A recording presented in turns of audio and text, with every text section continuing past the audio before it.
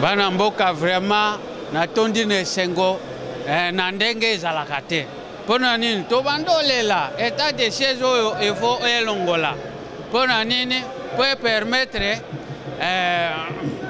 tobattre campagne ya très cher candidat na biso présidentiel donc oyo Fati Beto eloko Fati Beto azosala bandosala na mboka oyo vraiment soki oza congolais te soki ofélicité yango te lobake vraiment yo oza soki nani sinon toyebi ke ata soki état de siège elongwe avantage nango eza nini eza kozongisa administration na politique na maboko ba civil comme ça armée yango moko ese consacré pona kobengana banguna et surtout que toujours sepela pona nini ba mikolo armée nettoyage ya ba munguna na kati armée vraiment armée est comme pure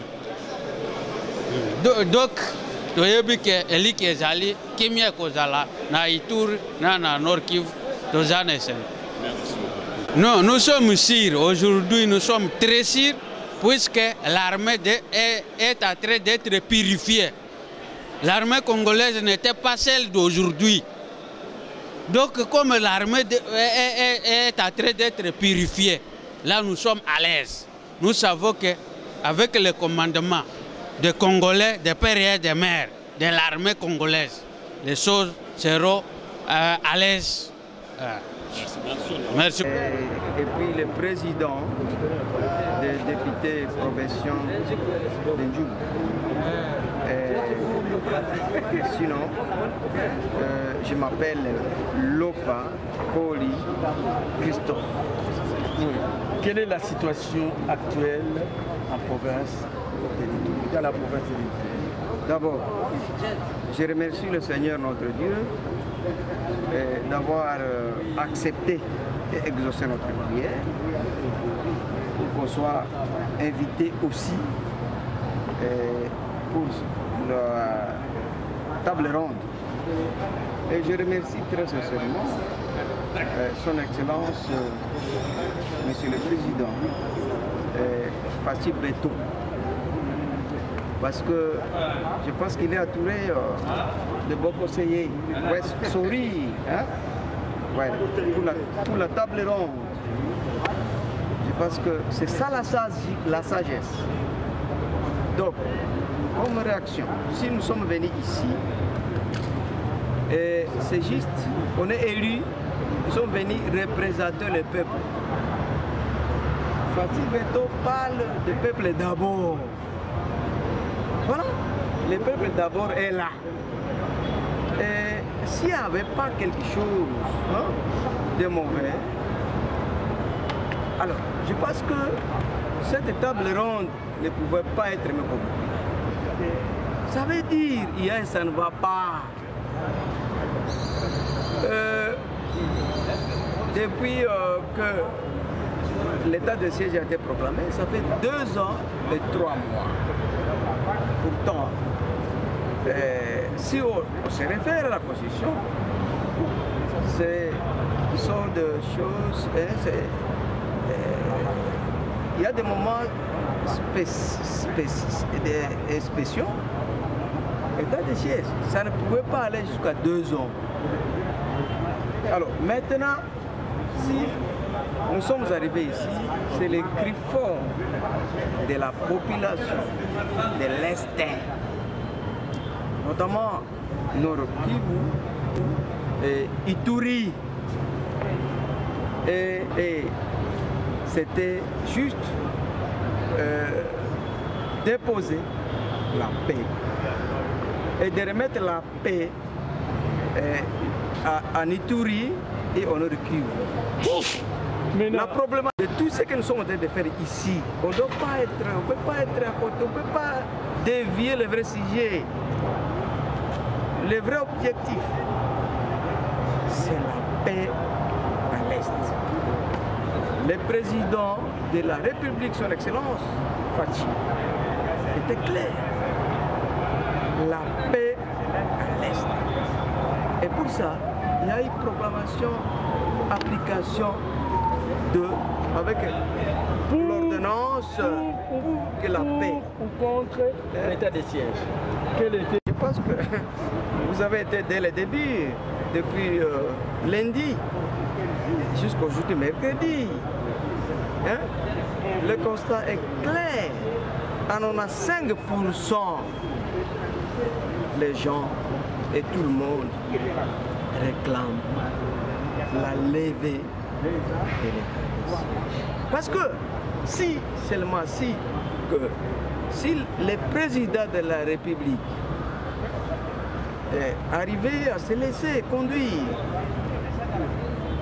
par ses conseillers à gauche, ça crée déjà une fossé entre les présidents et le peuple de l'Est. Et c'est dangereux. Avec tous les moments que nous traversons maintenant, nous voulons à ce que le président, je tourne nos regards vers lui, ça veut dire nous tous nous appuyons qu'il double les mandats. Mais au moment où la population, comme papa, les populations crédisent, et la population dit quoi? Nous souffrons. Il y a la théorie, bien qu'il y a eu état de siège, mais les théories continuent. Les incendies des véhicules continuent. Les barrières sans nom continuent. Donc ça veut dire il y a de cela, et avec tout ce qui se passe pendant l'état de siège, les gens ne font que s'enrichir dans le mal. Regardez comme ça. Hein, donc les gens ne font que s'enrichir. Mais ça, c'est connu au niveau de la terre et le ciel. Et puis ma déclaration ici, Dieu qui est au ciel, écoutez, je ne peux pas dire voilà, mettre l'huile sur le mal. Dieu qui est au ciel et partout.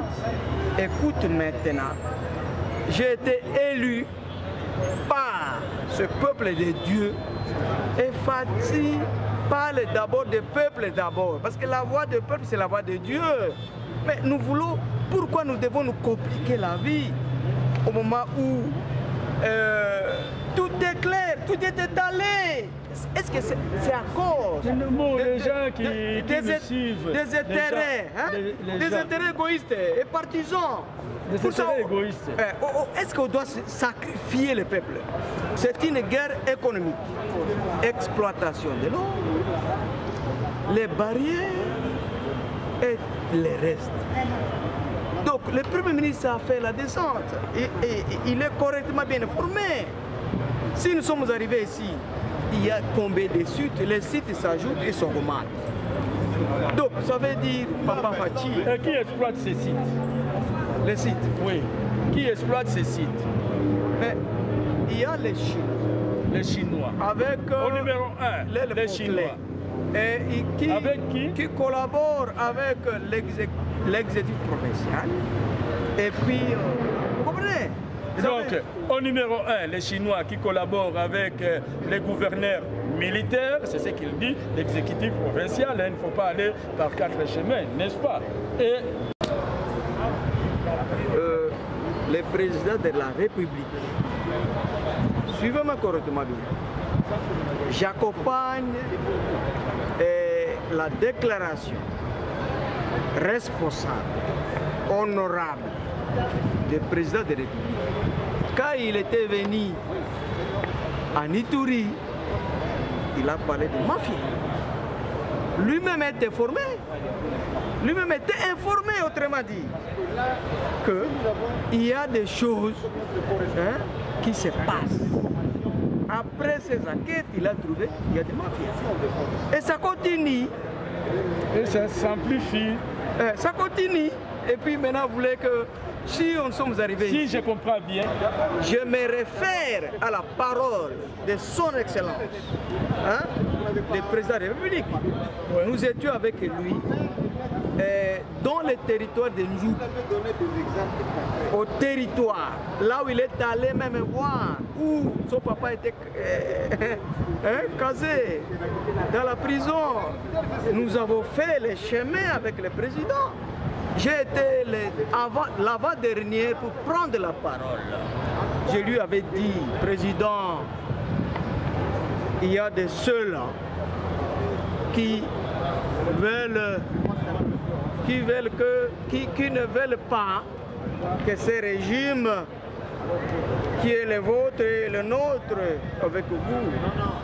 Donc ils veulent mettre les bananes, faire des bananes, des pots de bananes. Je pense qu'il doit se rappeler de ça. J'étais l'avant-dernier de prendre la parole dans le bureau administratif des territoires de Ndjouk. Mais j'ai fait correctement, hein? J'ai fait correctement mon travail. Et puis, je pense qu'il a été informé. Et puis, lui-même en avait parlé, mafia, vous savez, mafia. Donc, président, je le remercie encore une fois parce que les Quinois étaient sous-informés. Mais ce que nous vivons sur le terrain, ça salue. Mais il faut faire aussi, il faut faire la demande à notre ministre de la Communication et Médias pour qu'on organise une descente des journalistes. Les journalistes de l'Ituri et de Nord-Kivu ne travaillent pas correctement. En tout cas, le président de la République facilite la tâche comme les journalistes neutres, comme les médiateurs neutres, ils nous aideront. Parce que si les messages, nos messages de détresse ne passent pas et n'atteignent pas les sommets, nous regrettons. Alors, nous recommandons au gouvernement national de faciliter la tâche aux journalistes fiables, aux journalistes formés, aux journalistes qui savent respecter la déontologie, hein, donc, et l'éthique qu'ils descendent sur le terrain au Nord-Kivu et en Ituri et demander, poser des questions, mener leurs enquêtes indépendantes sur terrain. Sur terrain, sur terrain, et écouter toutes les couches possibles. Toutes les couches possibles pour aider les chefs de l'État. Et donner l'autorisation à ce que ces reportages puissent passer sur l'échelle. Le président a les soucis réels de la paix. Comme je vous disais autrefois, que nous allons bien parler à la conclusion. Et c'est le moment de bien parler, d'exprimer la satisfaction que nous avons. Je suis très satisfait de telle manière que à 75% des participants à la table ronde ont décidé pour la levée pure et simple de l'état de siège. C'est notre satisfaction et ça sera la satisfaction du gouvernement congolais tout entier. Pourquoi? Cela nous permettra d'aborder la phase, surtout que nous approchons le moment électoral. Notre très cher candidat président de la République, pendant l'état de siège, nous ne saurons pas battre campagne à Fatou Beto que nous connaissons très bien. Il a fait une fierté pour nous, pour tout Congolais. Aujourd'hui, si l'armée est en train de rehausser sa capacité opérationnelle, c'est grâce à lui. Donc, pour faciliter les campagnes électorales, on ne pouvait que lever pure et simplement cette mesure exceptionnelle qui est état de siège, nous avons dit. La température générale de la salle, la température générale de la salle, je crois que c'est le plus important. Le Premier ministre, au nom du chef de l'État, a remercié les participants pour les travaux abattus et je crois que c'est suffisant. La suite, nous sommes en train d'attendre ce que ça va donner. Est-ce que le président va lever l'état de siège comme tout le monde l'a souhaité? C'est ça ce que nous allons attendre. Vous êtes autorité. Nous demandons à la population d'être calme. La population a confiance au chef de l'État et c'est ce que nous demandons à notre population d'être calme et d'attendre la suite. Merci. Refléter la position réelle de la population et une position qui vient de la situation réelle du terrain.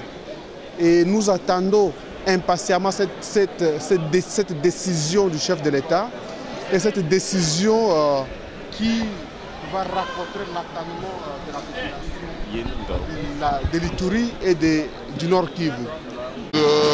Évidemment, ce n'est pas le Premier ministre qui doit lever l'état de siège.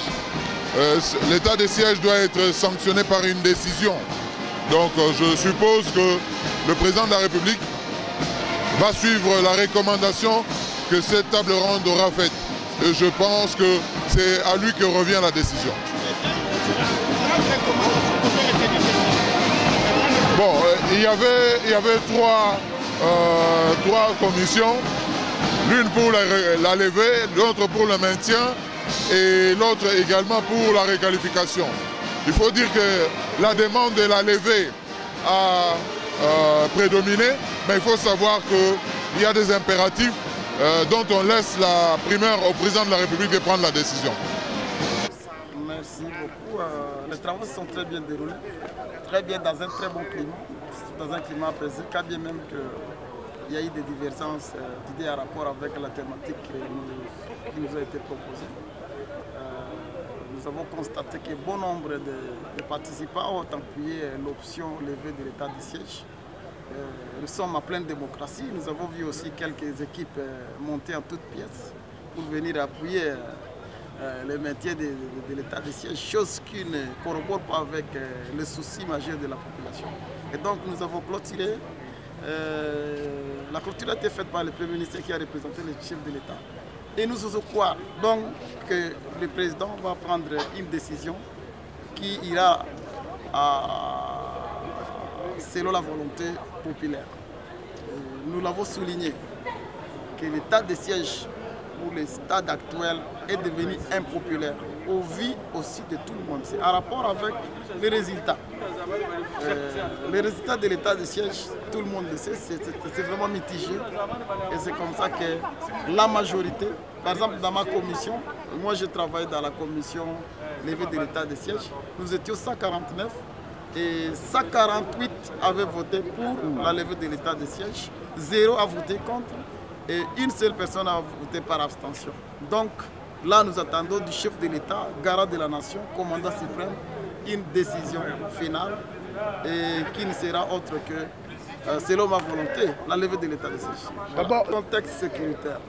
Et vous savez, lorsque le pays se sent menacé, le chef de l'État comme garant de la nation, il est le commandant suprême. Il lui revient, il a ce pouvoir-là de convoquer une table ronde à la recherche de la paix. Et vous le savez tous.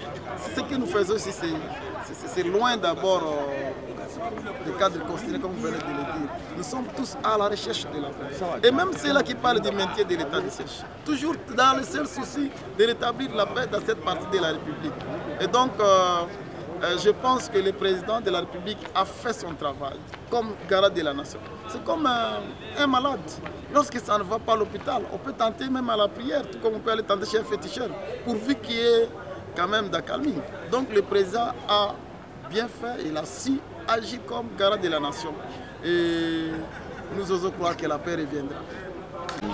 Quel est votre point de vue? Bon, mon point de vue, c'est que il y a une situation qui est là, qui doit quand même avoir des amendements, mais ces amendements doivent se faire sur base de respect de la Constitution, de 1, et de 2, nous attendons la dernière décision qui revient au chef de l'État pour décider de ce qui est meilleur pour le retour à la paix dans l'Est du Congo. Merci beaucoup. Merci. Je réponds au nom de Sila, je suis jeune, je viens de participer au jour d'aujourd'hui à la clôture de la table ronde sur le tas de sièges des deux provinces de l'Ituri ainsi que du Nord. On veut dire, on a été surpris, nous jeunes, de constater que nos leaders, nos députés nationaux ainsi que sénateurs, surtout les politiciens, ils n'arrivent pas à comprendre que ce pays-ci est en danger, même pour leurs intérêts personnels, ils arrivent à sacrifier cette République. La jeunesse a compris de réalité, parce que nous avons dit à faire la toilettage sur tout ce qui s'est passé depuis le tas de siège, le début de l'agression, le début de la guerre, de massacre jusqu'à aujourd'hui. On a compris que nous-mêmes Congolais, nous-mêmes le gens de l'Est, nous ne sommes pas sérieux envers nous-mêmes. À cause de nos intérêts égoïstes, nous arrivons à sacrifier nos mamans, nos sœurs, nos frères. Ils ont eu à faire des déclarations que nous avons suivies dans les réseaux sociaux. Mais c'est déplorable. On a scindé 3 thématiques. Dans les 3 thématiques, on a bien précisé. Il y avait la thématique qui devait réfléchir sur le maintien. Il y avait la thématique qui devait réfléchir sur la levée. Il y avait la thématique qui devait réfléchir sur la réqualification. On s'est retrouvé dans la thématique où on devait parler sur le maintien, mais on a été inondé par des sénateurs, des députés nationaux et provinciaux qui militaient pour la levée. Ils nous ont embrouillés pendant 3 heures du temps pour ne pas travailler. Quand on a remarqué cela, on a demandé à ces gens de quitter la salle, d'aller dans la salle où on devait parler sur la levée. Ils se sont précipités d'aller dehors et faire des déclarations. On est dessus de ça. Alors la jeunesse congolaise, la jeunesse de l'Est, la jeunesse de l'Ituri implore ce comportement. Nous voulons la paix. Et la paix doit passer par de mesures qui sera intraitable. On doit traiter les ennemis, on doit traiter les adversaires de façon à ce qu'ils sentent que la République démocratique du Congo a besoin de la paix. Et la paix doit passer par de mesures qui fera mal, certes, au peuple, mais cette mesure doit être prise. C'est là où nous demandons au chef de l'État, le garant de bonnes institutions, de ne pas suivre le politicien en mal de positionnement, de suivre l'intérêt général. Quand ça fait mal, il faut faire mal pour sauver. Quand ça plaît, il faut chercher à comprendre là où ça plaît, de peur que la République puisse être en danger. On s'est posé des questions entre nous-mêmes. Si aujourd'hui on a levé l'état d'urgence, ils vont nous proposer quoi? Parce qu'on a connu des réactions avant même le temps d'urgence. La province est tombée à combien de fois aux mains de rebelles? Aujourd'hui, il y a le militaire qui sont là. Certes, il y a des bavures que nous déplorons. C'est là où nous allons demander au chef de l'État de recadrer encore certaines situations, mais de continuer avec cet état d'urgence, cette fois-ci d'appuyer l'armée avec une force qui sera déterminée à éradiquer une fois pour toutes tous les agresseurs. Et puis nous précisons que le chef de l'État ne puisse pas se laisser faire. S'il s'agit d'arrêter, il faut arrêter. Trop, c'est trop. Parce que les politiciens, ils ont l'argent, ils sont en train de manipuler les gens qui ne sont pas informés. Nous sommes informés des jeunes intellectuels. Et puis nous sommes informés de toutes leurs coups. Ils ont mobilisé l'argent pour venir corrompre les gens ici. Nous ne serons jamais corrompus, mais sur le président de la République, ça c'est notre message. Vous devez maintenir cet état d'urgence, mais vous devez recadrer beaucoup de situations. Nous sommes prêts, nous jeunes, de vous rencontrer et puis de vous donner à main propre toutes nos propositions. Et puis on est surpris, on parle sur le temps de siège, mais on est surpris de nous retrouver dans la salle avec beaucoup de députés et sénateurs. On devait normalement organiser cette table ronde avec la population qui est en train de souffrir, avec le jeune, avec le maman qui sont violés. Ce sont eux qui devaient donner des propositions concrètes, pas avec des politiciens. Ils sont assoiffés d'argent et ils sont assoiffés du pouvoir. Nous ne voulons pas de ça. Excellence, Monsieur le chef de président de la République, nous t'aimons tellement que nous vous demandons d'organiser cette fois-ci la table ronde avec le peuple qui sont sur le terrain, le peuple qui souffre, pas avec le politicien. Fixe à attendre de cette table ronde. Ici, je crois qu'il faut arriver à considérer que c'est une activité consultative. Donc, le chef de l'État a estimé qu'il était important pour lui de consulter les notables, la classe politique des deux provinces concernées. Mais c'est aussi élargi aussi à d'autres provinces parce que c'est un cas qui concerne toute la nation congolaise. L'état de siège avait été décrété il y a de cela un peu plus d'une année et il a suivi son cours avec plusieurs prorogations qui ont par moments été négociées assez difficilement. La question sécuritaire reste d'actualité dans ces deux provinces. À cela, il faut ajouter que nous sommes en plein dans un calendrier électoral. Donc, dans 3 mois, la campagne électorale va débuter sur toute l'étendue de la République.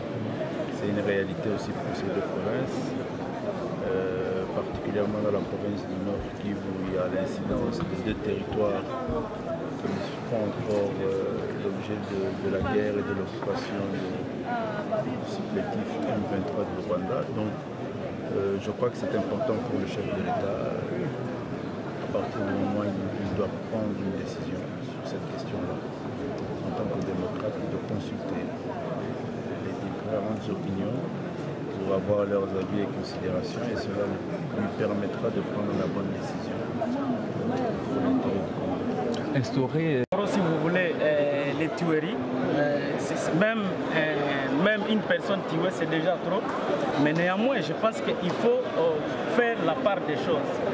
De quelle manière, avant l'état de siège, l'intensité de l'insécurité était et pendant l'état de siège, de quelle manière ou de quel format l'insécurité a pris l'autre format. Et l'autre aspect maintenant, c'est de voir qu'est-ce qui est constaté comme faiblesse au niveau de l'état de siège pour qu'on puisse renforcer cet état de siège et voir une fois pour toutes comment pacifier, si vous voulez, la province. Et donc, c'est vrai, nous déplorons. On ne dit pas que l'état de siège a réussi à 100% et non plus on ne doit pas dire que le fait qu'on va lever l'état de siège, automatiquement nous aurons la sécurité. Et donc, le débat ne doit pas être par rapport à qui va contrôler la province. Parce que c'est de cela qu'on semble entrer dedans. Mais dans 3 mois, pourquoi les gens doivent s'agiter pour dire voilà, il faut lever, il faut lever. Si nous aurons des élections, je crois que la population va devoir, si vous voulez, donner l'option et donner la gouvernance de manière démocratique à qui des doigts. Et je pense que les préoccupations de la population sont fondamentales. C'est pourquoi nous sommes ici, pour relever les forces et les faiblesses.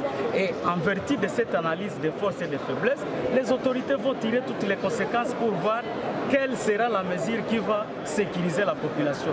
Mais que les autorités ne puissent pas, parce que par exemple, nous avons appris il y a des autorités, des ministres qui ont déjà annoncé qu'avec cette table ronde, ça sera la fin de l'état de siège. Et c'est ce qui crée des agitations.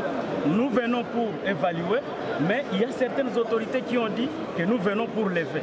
Et je pense qu'il faut que les choses soient bien précisées.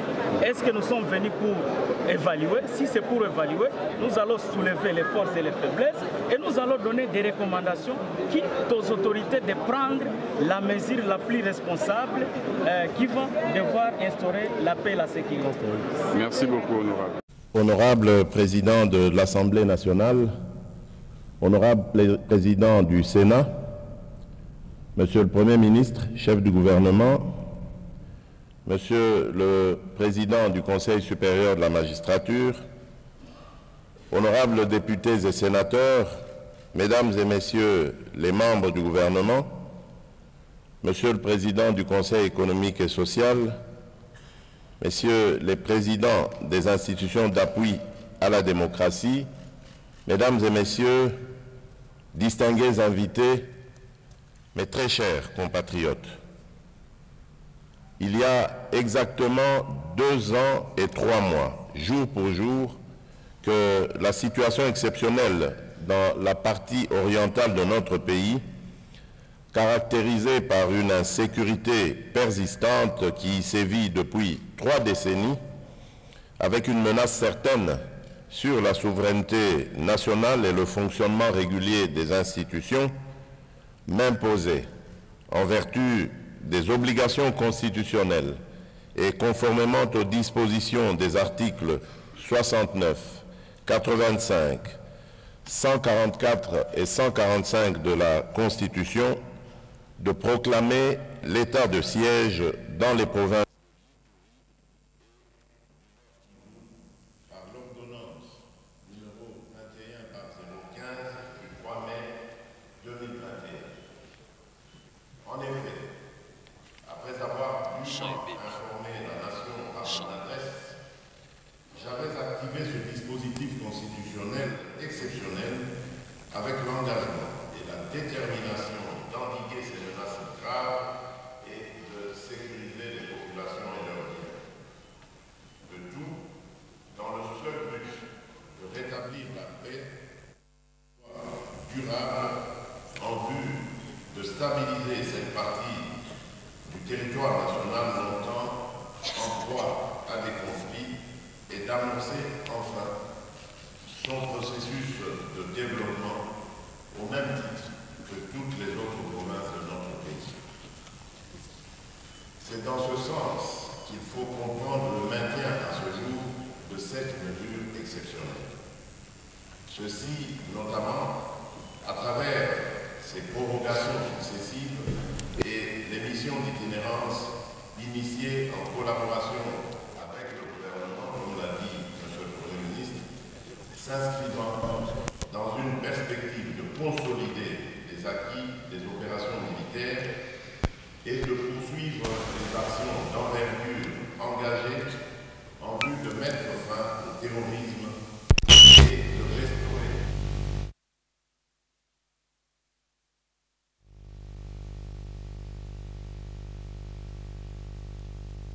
conscience de ce que ce régime, voulu exceptionnel par le Constituant, n'a pas vocation à s'éterniser.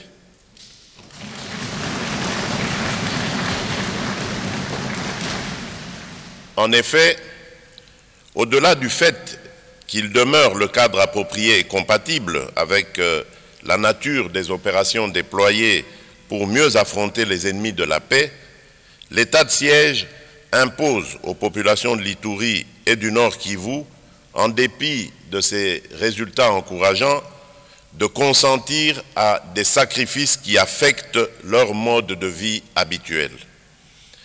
À ce propos, des rapports des missions d'évaluation de l'état de siège effectués par le gouvernement ont mis en lumière quelques atermoiements et autres divergences quant aux effets durables de la dite mesure, pour lesquels des recommandations ont été formulées.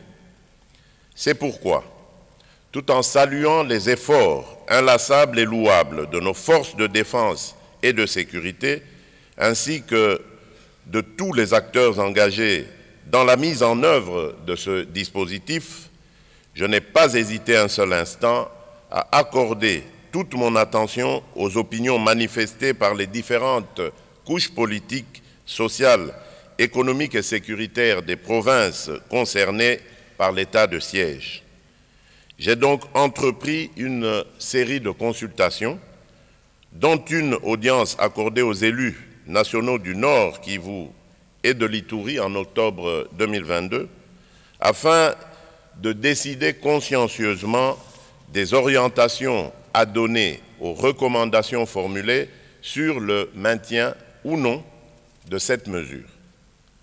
Au vu des préoccupations exprimées par les populations du Nord Kivu et de l'Ituri, j'ai donc relevé la nécessité de procéder à une évaluation solennelle de l'état de siège sous la forme d'une table ronde inclusive afin de réfléchir et d'envisager ensemble les bases d'une orientation optimale tout en préservant les acquis générés par cette mesure exceptionnelle.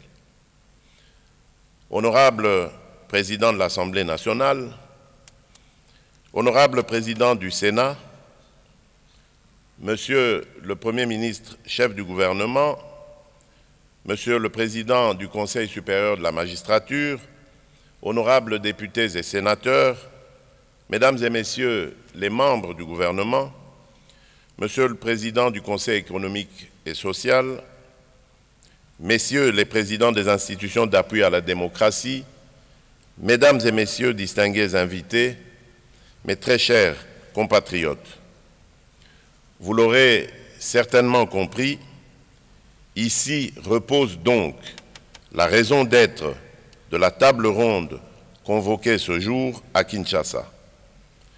Je vous demande de bien vouloir prendre la mesure, la vraie, de la situation, tout en appelant au sens élevé de votre responsabilité, car il en va de la survie de la nation tout entière.